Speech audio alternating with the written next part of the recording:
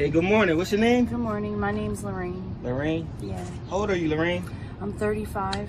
Okay, where are you from? I'm from Glassboro. Glassboro, New Jersey? Yeah. All right, okay. What brings you out here to Camden, New Jersey? I got COVID. I lost my job. I was clean for 2 years. I had to go to a shelter. I got depressed and I couldn't find a place, and somebody offered me stuff, and it was back off to the races.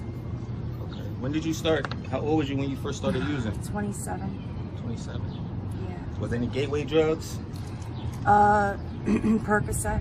Percocets? Okay. I had cysts on my ovaries. They prescribed them. I got addicted to them. They stopped prescribing them. I started buying them on the streets, and then I went to oxys.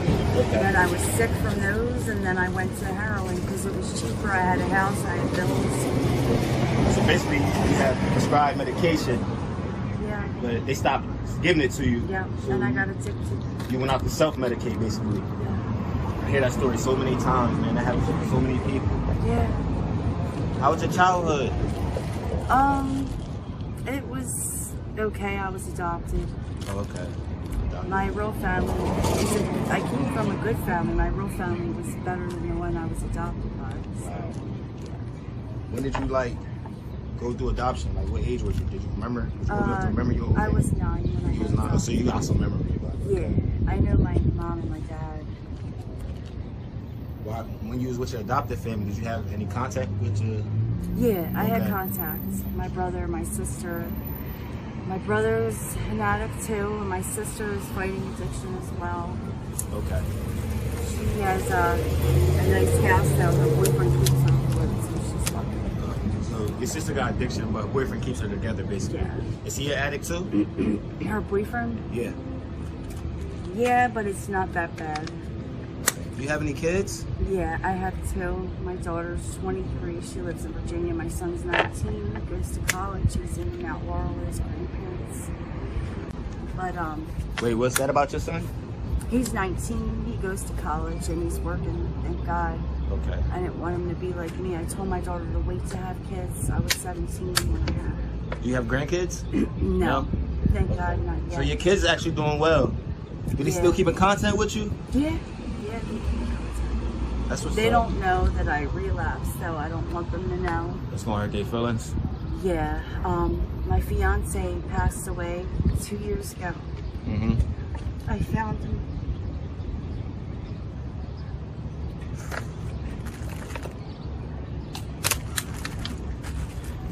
I'm sorry. Yeah, I found him dead. You found him dead? He overdosed. We both did, but I woke up and I got clean. And I was doing good. And stuff just fell apart. I'm so sorry for your loss. Not only have you had a loss, you found him that way. I'm so sorry. It was very hard. Do you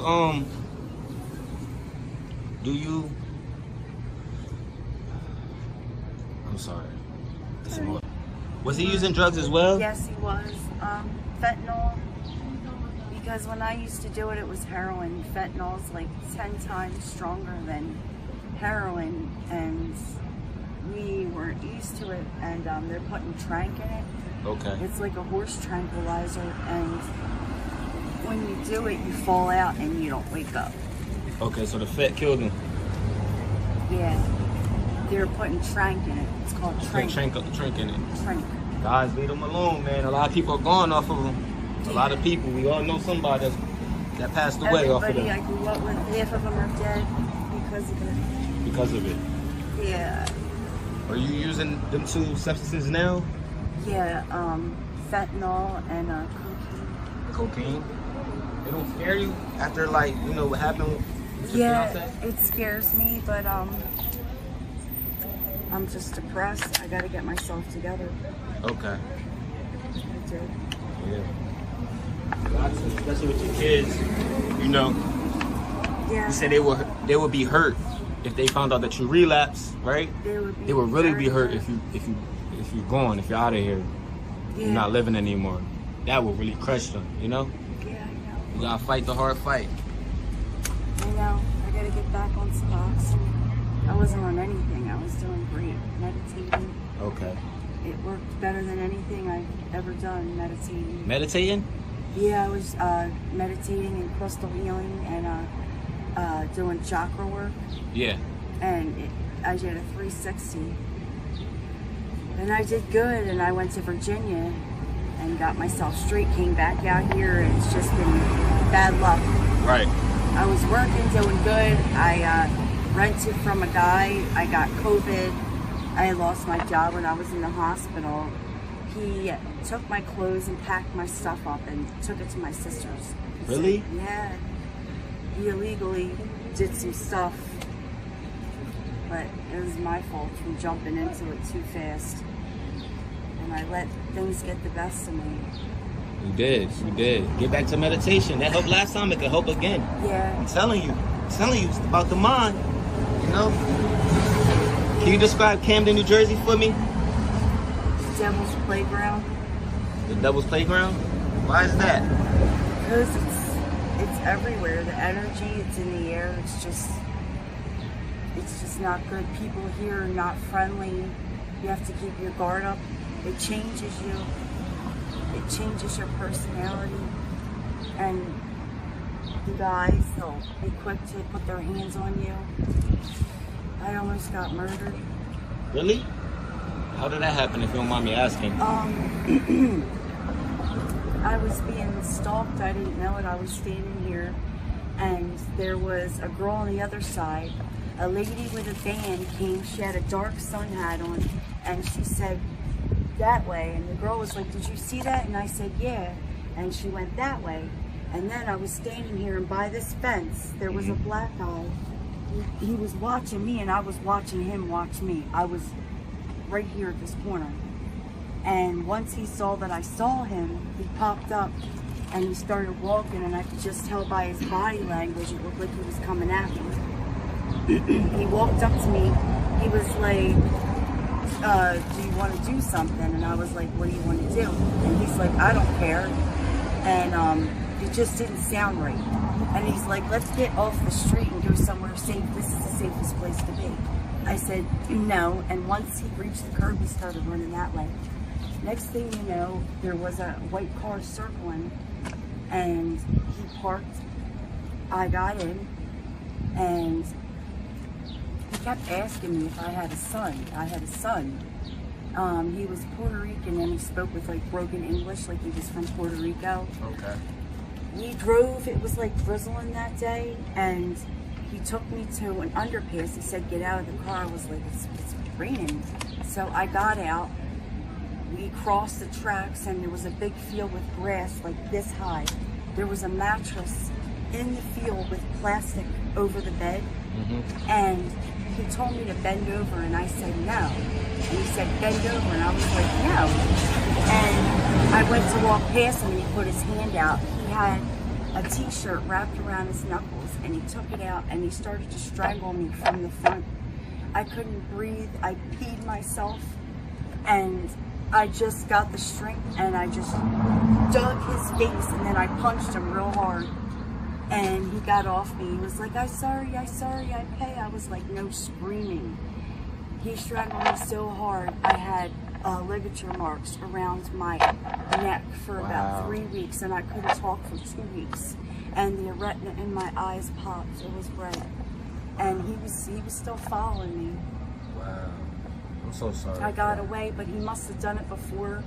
He had a little plastic bag with lube and condoms. He was going to kill me, then rape my dead body. Rape your dead body? Yeah, there's girls getting murdered here. And there's girls getting murdered down by Jackson Street.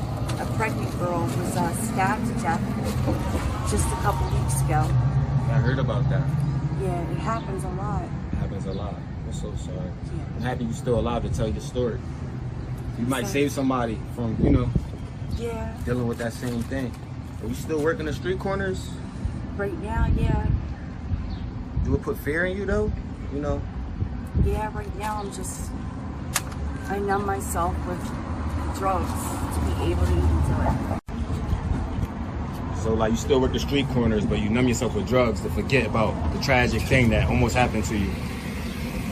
Yeah. Think that guy's still running the streets and stuff? I don't know. I don't see him. Okay. That was a while ago, but that was a wake-up call, and I wasn't out here for a long time. I need you to really be careful out here. Please be safe. All right? Yeah, because it's dangerous. It's dangerous out here. Where do you see yourself in 5 years? Not here. I've been clean. Okay, so you can do it again, right? I know how to do it. I mean, I've lived nice, had nice things. This isn't all I know, so I know I can. Please get off these streets. Especially how you found your fiance. I'm sorry to bring it up, but you playing the same game he was playing, and it's dangerous. You know? Please get off these streets and get back to your old life. You know, make your kids proud. What would you tell a young kid, 16, 17, that's just starting to rip and run these streets and use drugs? What advice would you give them? Don't do this. Like, you don't want to end up where I've been and like waste your whole life. You've got so much ahead of you. I have the wisdom because I've already experienced stuff. You don't want to go down that road because you've got your whole life ahead of you. Like, there's so much more than this. You can live and not exist. This isn't living, it's existing. It's existing. Hear that, guys? This is like The Walking Dead. Yeah. It's not good. It's not good. Thank you so much for your time. All Time Media will be praying for you. Thank you. Thank you for your courage for speaking out. God bless. God bless you.